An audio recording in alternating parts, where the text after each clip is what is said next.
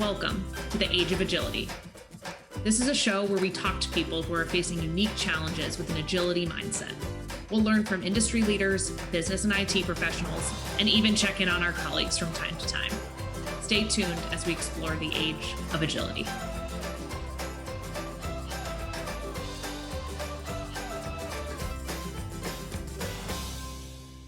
Hi, everybody, and welcome back to the Age of Agility podcast. My name is Shannon Curran. I am still your host, and we're really excited to be here for another episode. So we are joined today with Mike Pasquale, who is the Director of Program Quality Improvement. I wanted to make sure I got that right, especially because he's the quality improvement guy at the Center for Community Alternatives, CCA, based out of New York. Mike, thanks so much for joining us today.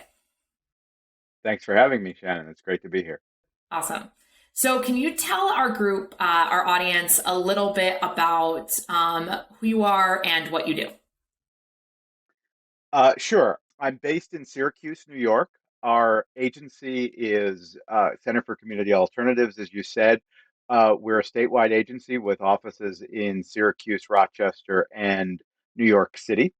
And the focus of our agency is to work with people who are involved in the criminal justice system and the juvenile justice system to assist them in reintegrating back into the community and providing alternatives to incarceration and alternatives to being involved in those systems. We also do some advocacy on the statewide level to have some impact on the systems that impact those that we serve.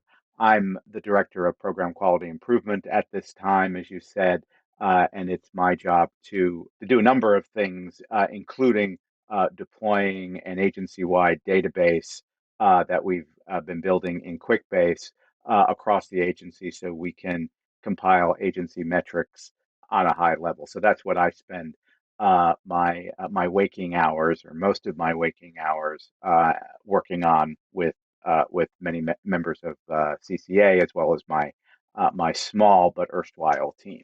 I've been with CCA for 17 years. Can you tell us a little bit more about your journey with CCA? So how you started with the organization. I don't know how much time we have, but I know you've had quite the tenure there. So would love to hear a little bit about your role there and how it's evolved over the years.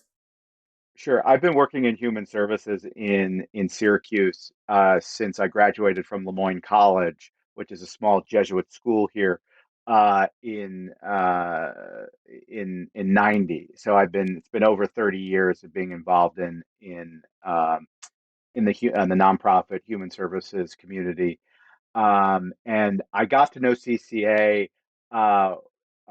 back in the early 2000s, late '90s, when we were working on some collaborative employment projects and in doing some of the activism that I've been involved in over the years, which is a whole other podcast I won't even get into.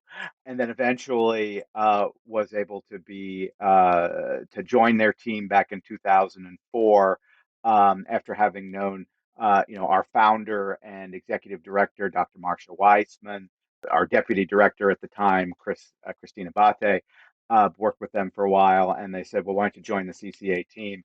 And then I was able to join the CCA team and help develop our reintegration services unit, which is focused on helping individuals find and keep employment, folks who have a criminal history or are coming out of prison. So I did that for a number of years.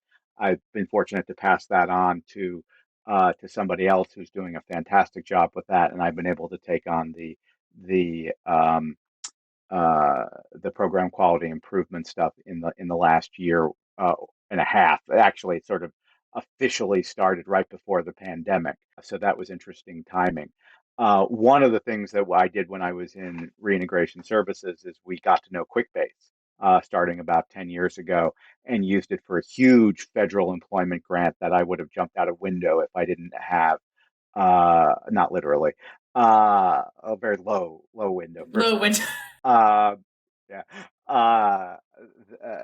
It would have been impossible to run that grant without a data system like QuickBase. So that was a real lifesaver. And folks within the agency kept saying to me, "Oh, well, can we use that? Can we use that?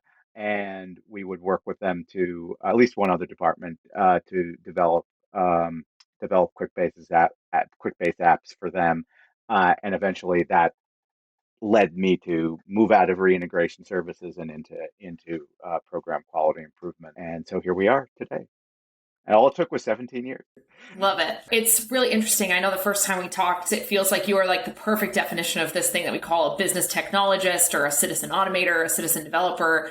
And it feels a little bit like you're like an activist turned technologist or technologist turned activist, which is really cool. And would love to hear a little bit about as you transitioned into this program quality role, especially with this difficult timing around COVID, like how did you transition some of your programs? Would love to hear about some of the data that you were tracking. How did that change as you all were kind of coming into the time that you've experienced over the last few years?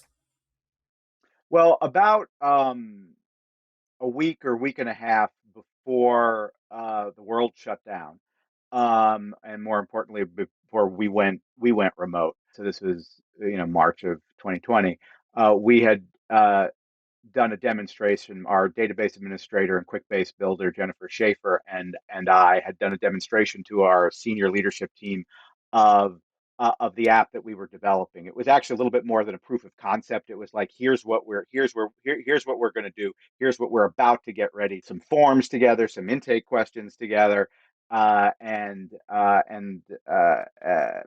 the workflows and how they would start to use it. So we were just ready to get that going. Then we closed down. I was like, oh, okay. So we had to pivot. And what we ended up doing is since the new app that we had created wasn't quite ready, and the way programs were being delivered was changing on a dime. Human services, it's hard to do human services without humans and being together. So we had to figure out how to do that same thing remotely, especially when we have clientele that maybe doesn't have the kind of either computer skills or access to technology that we might have. Even some of our staff didn't necessarily have the access to technology that would make that doable and practical. So anyway, it was a complete pivot, like everybody else in the world.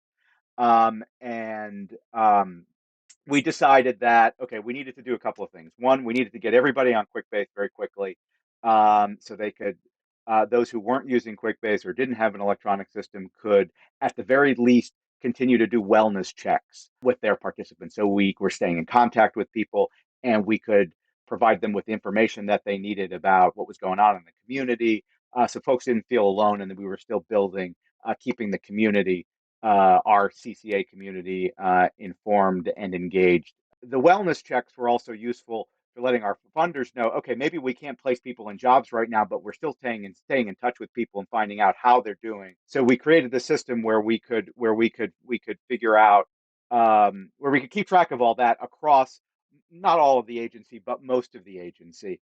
And we were able to provide feedback to staff on a regular basis. Okay, here is the number of wellness checks that you've been doing. Here are the needs that folks have been expressing, and to track that over time. And that got people. I mean, we went from 35 QuickBase users to 75 or 80 or 85 overnight, and we pivoted, did lots of training, and got folks together. And we still use a lot of that data, and it was super helpful in keeping our operations running smoothly, or relatively smoothly at the beginning of the pandemic. Downside is, and it also increased adoption of QuickBase. We did it much faster than we ever thought we were going to. Downside is, we got sidetracked on our big project. Right. Life goes on. Big project became the side project. Yeah, exactly. See, agility. So it seems like there's sort of a few through lines here. One around the importance of tracking really mission critical data for your organization. There probably were some processes like you're referring to that were in-person paper processes, maybe things that were happening over email or other things that was no longer an option, right? So you now had to make sure that everyone had visibility into the data that they needed to be able to do their job as their job continued to change every day. Is that sort of, did you feel like this accelerated sort of that digital transformation of your organization too? Oh, I mean, Absolutely. We were pivoting on all sorts of ways. I mean, I think literally that meeting I was telling you about where we had right before the pandemic, that was the first time we'd ever used Zoom. So our timing was exquisite.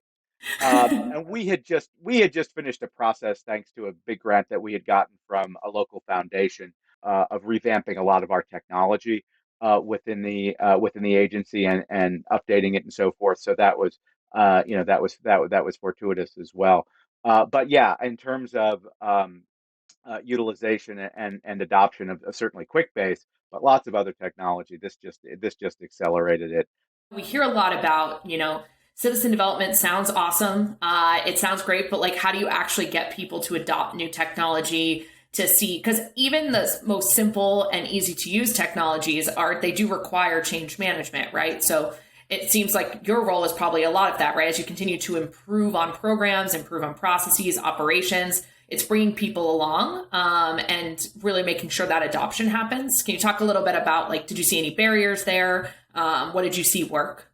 Yeah, I mean, I think the main thing that worked was prayer. Just I say that tongue in cheek. Adoption is definitely a challenge, and a challenge that we faced. We were fortunate that we had a number of folks who were already familiar with QuickBase, but for the most of the folks who weren't familiar, what we were needed to do is just be persistent and patient in terms of helping them get through um, uh, the initial growing pains of using a new system, figuring out how to log in, figuring out what this meant, what that meant, the difference between a pencil and an eye, and all that kind of stuff. We used Zoom to do lots of online trainings. I would take phone calls and emails. It's just being available. And it was just myself and one other staff person at the time. So it was just a matter of really just being patient and answering questions as simply as possible, but also providing written and recorded materials that folks could utilize. I don't know that there's anything unique or brilliant about any of that, but that seemed to work for us. Yeah, and it does seem like there is something about bringing people along, right? Like understanding, meeting them where they are. We talked before, your industry, human services, nonprofits, NGOs are not typically known as the most like technologically advanced, right? Like you're really spending a lot of time face to face with people. And that's the important work, right? You want to spend a majority of your effort really in your community.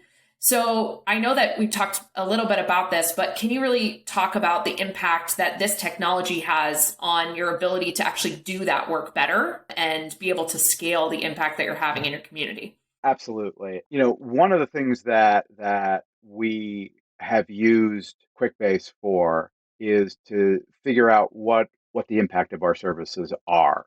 Not only counting widgets, if you will, but what kind of difference does it make in the lives of the people that we are serving. I think the wellness checks, I think we're one example of that, but also being able to look at data on a regular basis and see, okay, this is what's going on in this program.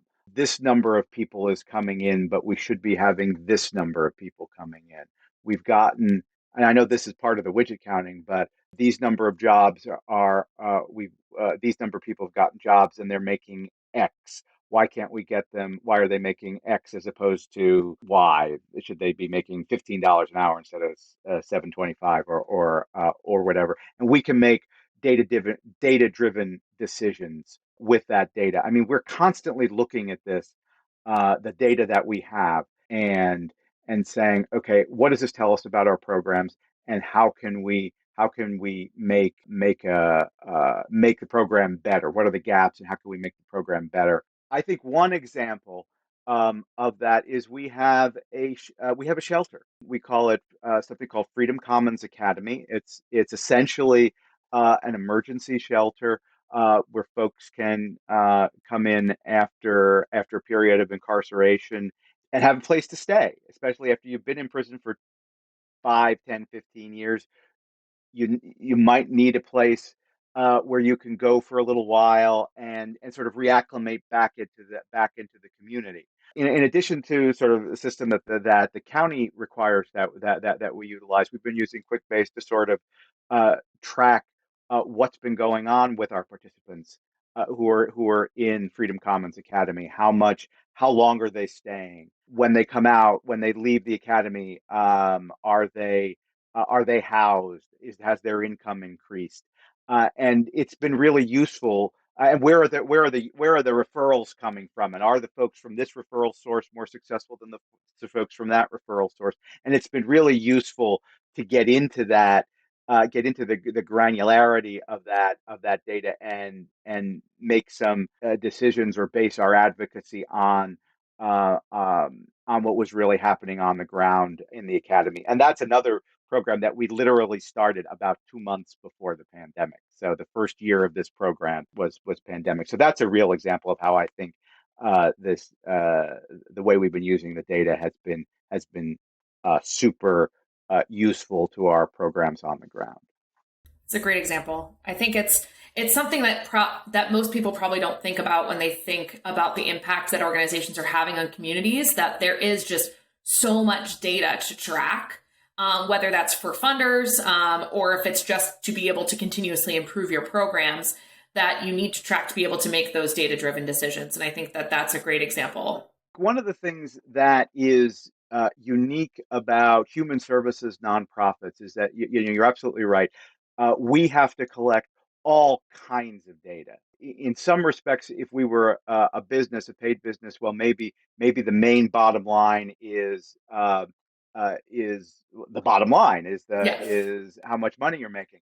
In our case, there are multiple bottom lines, and they're very disparate, and different funders and different governmental entities or different foundations ask you for different types of data or want similar types of data organized in different ways. So, you talk about agility.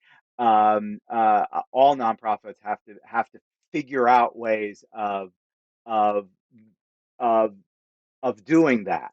And it's really hard, and I think that's unique to nonprofits that maybe a for-profit doesn't necessarily have to deal with, because our workflows are crazy, and the way we need to organize data is sometimes crazy, and we spend a lot of time figuring out how to do that to get us the kind of metrics we need for our funders and that sort of thing, which is some of it is very convoluted. Definitely. And I think, as we were talking about earlier, organizations that probably need to track the most data are the ones that maybe didn't have the best technology in place to be able to do that, right? So as you start up new programs, as you create new initiatives, as you have new funders, as your grants change, feels imperative that your systems are flexible and adaptable to what you need to change. Absolutely, and we're constantly making changes. I mean, just this week, I've been dealing with we got a new grant. So how do we adapt QuickBase to for that new grant? I think I've gotten certainly this week I've gotten at least two of those that we've had to deal with, and in the past few months we've been dealing with that 4 times. So this little app that we created to get us through the pandemic for wellness checks has now ballooned I've now named it the interim app. It's ballooned to do all these sort of things that we're needing to do on the fly, and it's been really great. I'm looking forward to being less on the fly, but life goes on. It's life, right? So nice segue. But this is the question that we ask every one of our guests. So Mike, how would you define agility?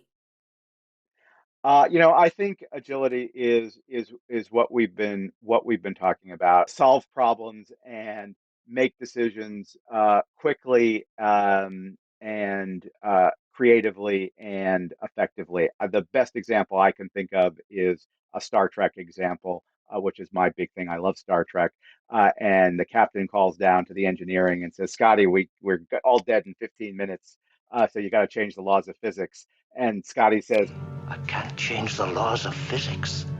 I got to have 30 minutes. and then goes ahead and does it anyway. Another example is Apollo 13, the movie. Failure is not an option. And when push comes to shove, agility is doing doing the stuff that has to be done, even when you can't think, even when you think it can't be. Yeah, I love that. And I think, we talk to folks from all different industries, all different sort of size organizations. What have we done? I always say this on this podcast. I've done, dozens of these interviews. And I think sometimes the agility is to grow and continue to take on new opportunities. But in your case, agility feels like it's a requirement to be able to serve your community. That these folks need your help. And so you can't let process or bureaucracy really get in the way of you being able to do that work, right? Like the operations cannot get in the way of you being able to serve that community. Well, and that's why I think a department like mine, program quality improvement, is so important, because it takes, in my view, and I say this as a former, you know, program director, it takes a burden. I would like to think a burden off of the programs, let somebody else figure out the details, so the program can do the work it needs to do with the participants and in the community. Because I think a program director shouldn't have to figure out, like I did when we had that big federal grant, what's the data system we're going to use to collect this. Let's have it ready so the program can use it and focus on program delivery, not data. I mean, they're never going to get away from data.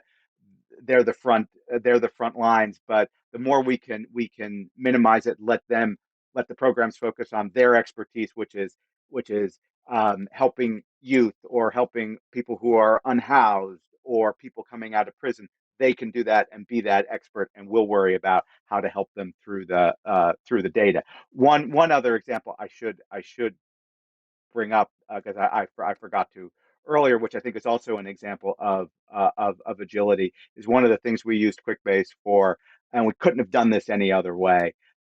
Is when we started to reopen our offices in July of 2020 and needed to do health screenings and log who was in and out of the office in case we ever needed to do contact tracing. We set up an app in QuickBase to use that, which unfortunately we're still using, but it's working super well and really has saved us, helped increase the safety of our offices. Unfortunately, we've had a few instances where we've had to use it for contact tracing, and the health we were able to give health departments uh, data that they just didn't expect. This was super helpful to them. Our executive director, David Condliffe, sings its praises very often and says, I would be on executive director calls with other agencies, and they say, "How big is your IT department? How did you pull that off?" Because some of these other agencies are still doing that stuff on paper. So that made a real difference for us. So maybe that's another example of Mr. Scott type agility. Love it. I'm going to rename everything.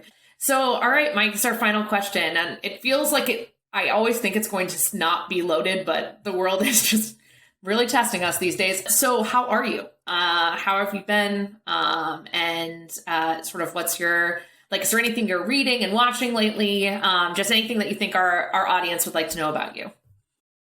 Well, I'll tell you three things. First of all, I'm feeling great. I did um, weight loss surgery back in December, 8 months ago, and I'm down 80 some odd pounds and just feeling really good. So if anybody out there is ever considering weight loss surgery, this is not advice. This is my experience, is that it worked great for me. And so I'm feeling better than I ever have. The second thing, in terms of a book, look at the title of it. It's Taking Charge of Change by Paul Shoemaker. I've been reading that book and singing its praises, and I absolutely love it. It speaks a lot to what leadership is going to be like in the 2020s, and focuses a lot on something the author calls data conviction, and the importance of current leaders being really focused on data, among other things. It's one of five traits he focuses on. And lastly, going back to my love for Star Trek, I've been listening to some Star Trek podcasts, and there's a few of them out there. My favorite is something called the Inglorious Trek Spurts, which is absolutely wonderful. So if folks want to listen to that and they're Star Trek fans, they should. And I don't get paid for any of that. That I do not know the guys who do that. I just love listening to them. There we at. So that's how I am. So I'm doing great.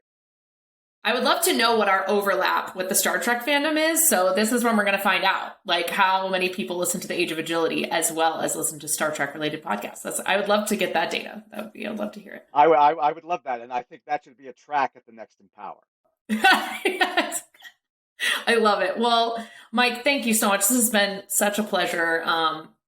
For folks out there, just this is a reminder how much I love my job, that I get to talk to people like Mike, and we get to really learn more about the power of really having effective operational data to be able to run your business. As sometimes dry as that can sound, you really get to see people like Mike and his organization really using that to make a huge impact. And I know that is the stuff that really gets me out of bed in the morning. So I really appreciate your time, Mike.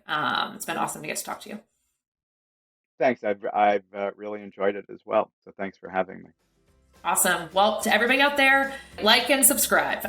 Make sure you can rate us as well, but you can find us everywhere you listen to your favorite podcasts. You can also watch us on our YouTube channel and as well on our website at quickbase.com/podcasts. And we look forward to seeing you on our next episode.